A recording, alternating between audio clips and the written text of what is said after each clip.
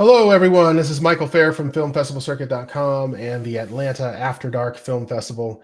We've got an event coming up. The first one of the year, our Winter 2024 event, will be on February the 13th at the Plaza Theater. The event is open to the public. Anybody can come. You can hang out for the film industry networking. You can come to the awards program, and you can catch a lot of great film screenings and just hear about all the films and screenplays that we're featuring, see who won and all that good stuff, and make some connections. And the event will be hosted by Derek Sitter, who's the director of the festival. I'm the creator of the festival and the festival administrator. And we are joined today by Peter Hardy and Ellen McQueen, who are involved with a couple of projects, one of which is a film, and it's called Late Sleeper. It's nominated for the Best Experimental Film Award.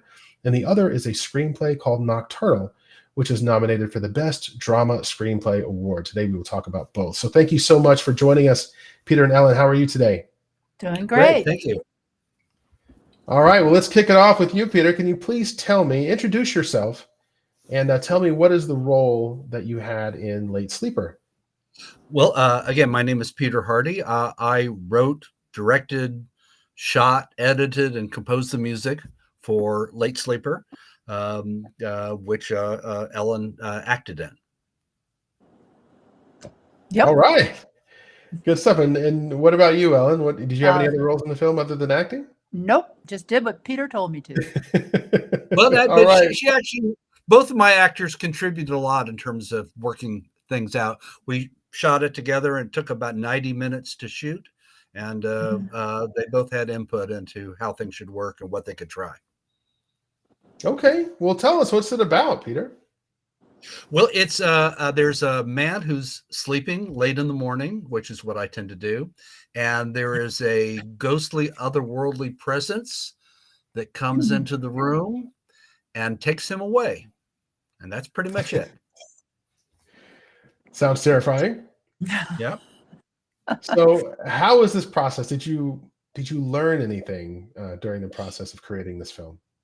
Well, absolutely. I mean, this is the first film I've made, and the whole inspiration for this film was an experiment. I wanted to see. I've been writing screenplays for quite a while, had some success with film festivals.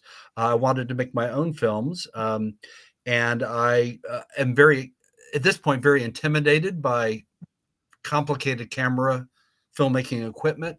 So I said, what can I do on my iPhone, like in my house? So I got this idea, basically looking at the way the light came through the curtains in my bedroom. And I came up with this basic idea, which I just described. I actually asked Ellen to come over, Ellen's an old friend and colleague of mine. I asked her to come over to my house and said, stand behind that curtain. Let me see what that looks like on film. And we kind of developed it from there. So it was really just, is this something we can do? Can we make this work? Can this be something? And that's what I set out to try and do. And I'm very happy with the results. All right. What about you, Ellen? What'd you learn on this? I was just a tool. I feel like, I was, helping with, like Peter says, ideas of how we can physically work things. But it was really Peter's project, and I was just trying to support and help him make it happen. All right. Is there like a particular experience? I mean, just something that you connected with this film with, or that you inspired? Like, did you have like a crazy dream or something that you woke up from, or is there anything deeper to that, Peter? Or is it just something you just? I just have a tendency to look at things and say, it would be creepy if this happened. I just kind of went with that. I sort of look at that thing in the corner there. What would be creepy if such and such happened. But a lot of it was just, again, trying to experiment with making a film. And so we shot it in about 90 minutes. And then I got a free editing program, Microsoft editing program called Clipchamp, and learned how to edit it. And that took about 2 months. I spent about 2 months learning edit it, and learning how to use filters, and a lot of my learning process was that learning how the editing process worked, how to a big thing I learned was an essential part of the process is, does that look cool or does that look stupid? Well, that looks stupid. Let's cut that out. But this looks cool. Let's leave that in. And then I learned how to. There's no dialogue in the film, but there is music, which I create on a keyboard. And I learned how to do that and to record that and to use the editing process to put that on the film. So it was very much for me a learning experience in terms of putting a film together using these very rudimentary tools. Okay. Well, let's pivot on over to the screenplay. Let's talk about Nocturnal for a second. Okay. Tell me, what is the screenplay about? Give us a synopsis on that one, Peter. Well, it's very specifically a Hitchcock-inspired screenplay. I wanted to write a Hitchcock movie. And what I really started with was the idea of there's this kind of mysterious woman who goes around a city going into the backyard swimming pools of people, of homes, and swimming in their pools at night, with no one seeing her. And I just thought that was a mysterious, intriguing image. And so I developed a story from there. And there's there's a man who's becomes intrigued with this woman and why she does this. And he's trying to figure out, to unlock her mystery, as it were. And so from that point, I developed a whole story about, both these characters have traumatic pasts, which we find out about throughout the course of the film. So the mystery that is discovered has to do with finding out what their deal is with their past. So that's kind of it in a nutshell. I could go into a lot more complications, but that would take too much time. Yeah. I would just interject. It seems to me that it's a lot about laying your demons to rest. Sure. So from what I understand, Ellen, you've heard a screenplay reading of this, or maybe you participated. Tell me about your No, writing. I was present for a couple of readings. Peter had a couple of different casts because, sometimes an actor can make something seem like it works or it doesn't work, and you need to hear another voice on it. And that was very interesting to hear it come to life just in the room, while you're still imagining the images in your mind, and to hear people's reactions to it. And he did make some adjustments following both of those. Yeah. And even before that, Ellen was the first person. I went and I read the script aloud to her. She was very supportive, and she said, this part there, that doesn't make sense. And so I changed that.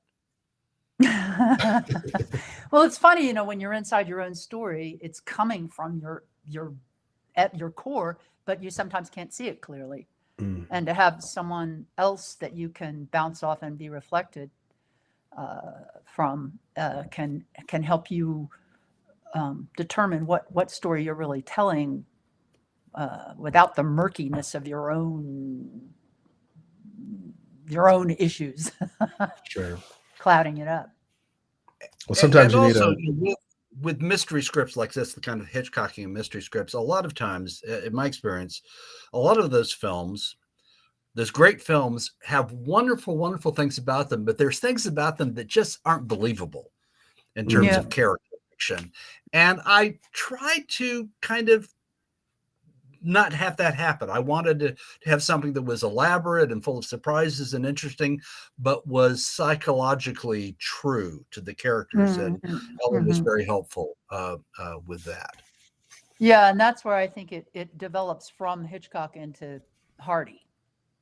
With that, your voice comes through in the psychological truth of it. Okay. Yeah.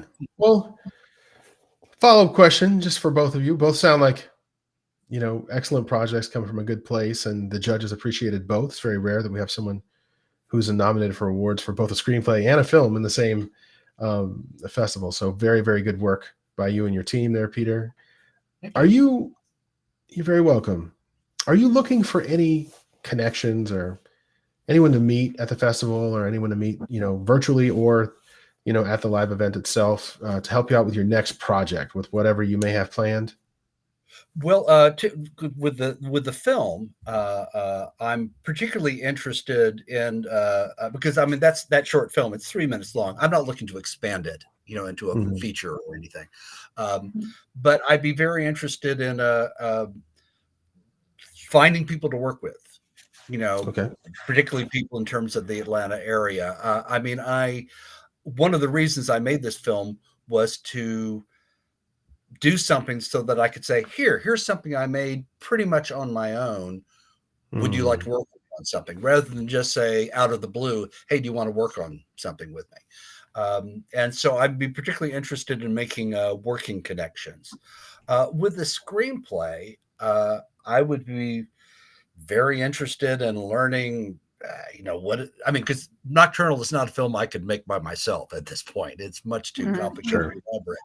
And I would love to get ideas about or connections to help bring that script into the world, and through a manager or an agent or a filmmaker, however that works. That's still kind of a mysterious process to me at that point.